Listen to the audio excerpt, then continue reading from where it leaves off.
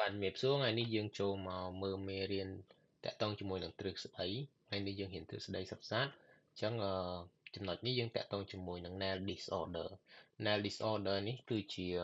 ខ្មែរយើងបកប្រែថាភាពមិនប្រក្រតីនៃកញ្ចក់អញ្ចឹងបានន័យថាអឺកញ្ចក់យើងនឹងលូតលាស់ចេញមកវាមើលទៅវាខុសពីធម្មតាណា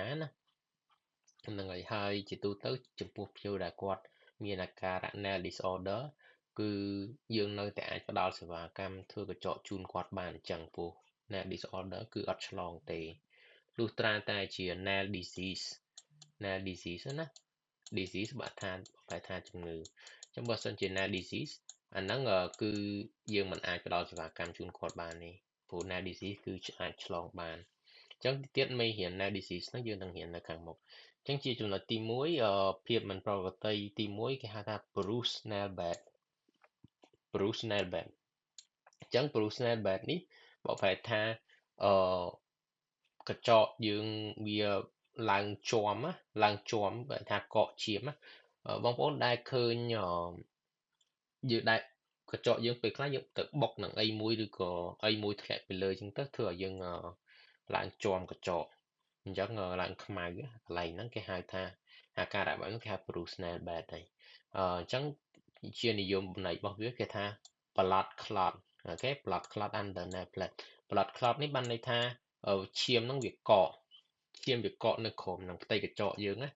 អាហ្នឹងគេហៅ bruised nail bed អូខេពាក្យទី2 eggshell nail នេះគឺជាកញ្ចក់ដែលមានលក្ខណៈស្ដើងហើយវាស្ដើងឆ្នោតសអញ្ចឹងណាហើយស្ដើងហើយងាយផុយវាងាយនឹងផុយនេះទីនហ្នឹងស្ដើង white nail plate ហ្នឹងបានន័យថាផ្ទៃកញ្ចក់យើងហ្នឹងមើលទៅរាងសស្ពុះណាហើយវាផុយflexible than normal ឃើញទេ flexible ហ្នឹងបានន័យថាយើងងាយនឹងបាត់បែនខុសពីធម្មតាដោយសារវាផុយវាស្ដើងហ្នឹងណាបណ្ដាលមកពីអីអាការៈ eggshell nail ហ្នឹងបណ្ដាលមកពី improper diet បានន័យថារបបអាហារយើងវាមិនមានរបបអាហារល្អ improper ហ្នឹងបានថាមិនត្រឹមត្រូវ diet នេះរបបអាហារមួយទៀតគឺ medication នេះហ្នឹងដោយសារថ្នាំអ្នកខ្លះគេគាត់ផឹកថ្នាំជាប្រចាំអញ្ចឹងណាហ្នឹងគេហៅ medication ពាក្យទី3គឺ view line ហ្នឹងគឺជាយើងឡើងឆ្នោតកវង់នៅលើផ្ទៃកញ្ចក់យើងឆ្នោតហ្នឹងរបៀបរៀងធត់អញ្ចឹងណាអាហ្នឹងវាបណ្ដាលមកពីresult មកពី major illness or injury អញ្ចឹងជួនកាលមកយើងឈឺអីមួយធ្ងន់អញ្ចឹងណាឬមកយើងត្រូវលបោះអីមួយនៅកញ្ចក់ហ្នឹងទៅធ្វើឲ្យកញ្ចក់ហ្នឹងវារៀងធត់នៅចំចេញឆ្នោតកដាលអញ្ចឹងទៅមកពីជំងឺដូចជានេះpneumonia ហ្នឹងលាកសួត adverse drug reaction ប្រតិកម្មជាមួយនឹងថ្នាំ surgery វះកាត់ heart failure បេះដូងបញ្ហាបេះដូង massive injury យើងត្រូវលបោះអីមួយធ្ងន់ធ្ងរអញ្ចឹងអាហ្នឹងក៏អាចបង្កជា view line ដែរអានេះទៀតយើងនឹងឃើញរូបភាពណាចាំតិចទៀតខ្ញុំយើងរៀនចប់អានេះយើងនឹងមើលរូបភាពនេះជាងមើលរូបភាពហ្មងទៅស្រួលយល់នេះ view line ហ្នឹងអ្នករបៀបចេះណានេះអូខេហើយនេះ bruised nail គឺយើងជាំកញ្ចក់ហាងកញ្ចក់ហ្នឹងនេះ eggshell nail អូខេតបអូខេអញ្ចឹងយើងបកមកមើលវិញមួយទៀតតាក់ទងជាមួយនឹង hangnail នេះបើប្រែថាជាស្បែកដែលវាដាច់លហែកនៅជាប់នៅក្បែរកញ្ចក់យើងហ្នឹងគេហៅ hangnail មិនមែនជាកញ្ចក់ទេវាគឺជាស្បែកដែលវាដាច់លហែកចេញមួយឆ្នោតមកដែលយើងទាញដូចថាស្បែកហ្នឹងវាលបើកមកចេញព្រុយបន្តិចនៅកែមហ្នឹងយើងទាញមកលហែកដល់អាគល់ចេញឈាមបដ ாய் អាហ្នឹងហៅ hangnail ហ្នឹងឯងនេះខ្ញុំន័យវា living skin ស្បែកដែលមានជីវិត around nail plate split and tear ឃើញទេ split and tear ជាស្បែកមានជីវិតដែលនៅជុំវិញកញ្ចក់យើងហ្នឹងហើយវាដាច់លហែក split ហ្នឹងបែកជាពីរ tear ហ្នឹងលហែកហ្នឹងឯងមួយទៀតភាពមិនក្រប្រតីនៃកញ្ចក់មួយទៀតគឺ leukonychia spot ហ្នឹងក៏ជាផ្កាកញ្ចក់ហ្នឹងឯង gluconeogenesis spot ហ្នឹងខ្មែរយើងហៅផ្កាកញ្ចក់ខ្ញុំន័យវា white spot ក៏làចំណុចស white teeth discoloration វាប្រែទៅជាពណ៌សដែល found inside nail plate ដែលយើងអាចរកឃើញនៅលើផ្ទៃកញ្ចក់យើងហ្នឹងណាវាបណ្ដាលមកពីអីគេបណ្ដាលមកពី injury to the nail matrix ហ្នឹងបើយើងបានរៀនទ្រឹស្ដីពីមុនមក nail matrix ហ្នឹងបកប្រែថារឹសកញ្ចក់រឹសហ្នឹងយើងមើលអត់ឃើញនៅភ្នែកទេព្រោះរឹសហ្នឹងនៅគល់កញ្ចក់យើងហ្នឹងកន្លែងលើ cuticle យើងបន្តិចហ្នឹងហើយវានៅខាងក្រោមខាងក្នុងហ្នឹងក្នុងកញ្ចក់ហ្នឹងណាកន្លែងហ្នឹងគេហៅ nail matrix ហ្នឹងបកប្រែថារឹសកញ្ចក់អញ្ចឹងកញ្ចក់យើងស្ដើងកញ្ចក់យើងក្រាស់ឬក៏ស្ដើងកញ្ចក់យើងរូបរាងកញ្ចក់យើងរបៀបម៉េច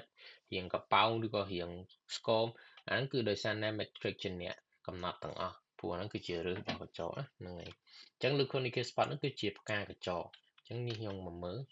នេះ hangnail រូបភាពរបស់យើងនេះ hangnail តមកទៀតយើងនេះ Leukonickel spot ហ្នឹងឃើញផ្កាកញ្ចក់នេះណាអូខេអញ្ចឹងយើងមកមើលតទៀតគឺ onychocryptosis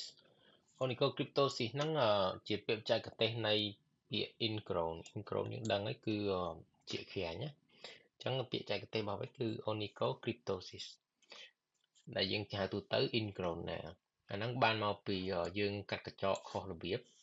poor nail trimming ហ្នឹងខុសបច្ចេកទេស trauma ជួនកាលដោយសារយើងបញ្ហាផ្លូវអារម្មណ៍ផ្លូវចិត្តអីហ្នឹងគេហៅ trauma ហើយវាអាចឆ្លងបាន can be infected អញ្ចឹងណាឆ្លងរោគមិនមែនឆ្លងពីមនុស្សម្នាក់ទៅមនុស្សម្នាក់ទេបានន័យថាវាឆ្លងរោគសម្រាប់អ្នកដែលមាន ingrown ហ្នឹងហើយមួយទៀតនេះ ingrown យើងមកមើលរូបភាពអត់មានរូបភាពណា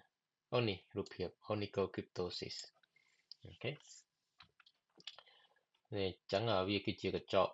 ដែលដោះបុកចូលក្នុងជាក្រាញ់មិនមែនជាសាច់ទេជាក្រាញ់គឺជាកញ្ចក់ដែលបុកចូលក្នុងអូខេតបមកយើងមើល furrow នេះហ្នឹងគឺជា indented vertical line បានន័យថាវា indent ហ្នឹងដែលវាធត់ណា indent ហ្នឹងធត់បើសិនជាយើងមាន laptop មានគ្រឿងអេឡិចត្រូនិកអីចឹងយើងបុកប៉ះអីចឹងទៅវាធត់ចឹងមានស្នាមធត់ហ្នឹងគេហៅ indent ហ្នឹង indented vertical line ថាស្នាមធត់ដែលវាជាលក្ខណៈបន្ទាត់ត្រង់នៅលើផ្ទៃកញ្ចក់យើងហ្នឹងហើយបណ្ដាលមកពី injury to matrix បណ្ដាលមកពីខូច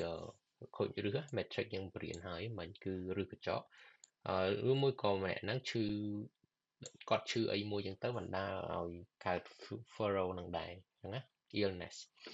តមកទៀត blue nail មានថាកញ្ចក់យើងឡើងមើលទៅដូចជារាងពណ៌ខៀវអញ្ចឹងយមន័យគឺ bluish in color បែរថាវាមើលទៅហាក់ដូចជាពណ៌ខៀវអាហ្នឹងគឺបានដាលមកពី problem of the heart អញ្ចឹងវាបញ្ហាមួយបេះដូងឬមួយក៏បញ្ហាពីចរន្តឈាមយើងវាដើរអត់ស្រួលឬមួយក៏មានធ្លាប់មានពុកប៉ះទង្គិចរបួសទៅលើកញ្ចក់យើងតមកទៀត onychophagy នេះគឺកញ្ចក់ដែលយើងខាំកញ្ចក់ខាំ beaten nail គឺខាំកញ្ចក់ណាមានឲ្យបញ្យល់ទេយើងអាចមើលរូបភាពហ្មងស្រួលយល់នេះគឺ onychophagy អូខេហើយនេះគឺជា furrow nail នេះគឺ blue nail មើលទៅខៀវចាឯងឃើញទេអូខេអញ្ចឹងយើងមកមើលទៀត melanonychia នេះគឺជាវាឡើងឆ្នោតខ្មៅមួយនៅលើកញ្ចក់ណាដោយសារជាតិ melanin បងដែលឮជាតិ melanin នេះយើងរៀនពីថ្នាក់រៀនជីវៈពីថ្នាក់វិទ្យាល័យមក melanin នេះគឺជាជាតិពណ៌ខ្មៅដែលធ្វើឲ្យស្បែកអ្នកខ្លះគាត់រៀងស្អែកស្បែកអ្នកខ្លះរៀងសអញ្ចឹងដោយសារជាតិ melanin នៅក្នុងខ្លួននៅលើស្បែករបស់មនុស្សម្នាក់ណាអញ្ចឹងបើសិនជាមនុស្សហ្នឹងមានជាតិ melanin ច្រើនធ្វើឲ្យមនុស្សហ្នឹងមានស្បែកគាត់រៀងស្អែមអញ្ចឹងទៅរៀង brown រៀងអញ្ចឹងទៅអ្នកខ្លះ melanin តិចអញ្ចឹងស្បែកគាត់សអញ្ចឹងទៅអញ្ចឹង melanonychia ហ្នឹងមកពីពាក្យ melanin អញ្ចឹងហ៎ melanin គឺជាជាតិមួយនៅក្នុងស្បែកយើងកំណត់សម្បុររបស់យើងណាហ្នឹងហើយអញ្ចឹង melanonychia ហ្នឹងគឺជា ដោយសារជាតិមេឡានីនយើងច្រើនពេកពេលខ្លះវាធ្វើឲ្យចេញឆ្នោតខ្មៅមួយនៅលើកញ្ចក់យើងតែអាហ្នឹងវាអត់មានប៉ះពាល់អីទេអញ្ចឹងនិយមន័យវា appear as a tan brown black pigment stripe down stripe ហ្នឹងឆ្នោតខ្សែឆ្នោតហៅ stripe អញ្ចឹងយើងមកមើលរូបភាពនេះនេះអញ្ចឹងបងដែរមើលកញ្ចក់ខ្លួនឯងមានស្នាមហ្នឹងឯងស្នាមខ្មៅឆ្នោតហ្នឹងគេហៅ melanolikia អាហ្នឹងវាធម្មជាតិទេវាអត់មានប៉ះពាល់អីទេ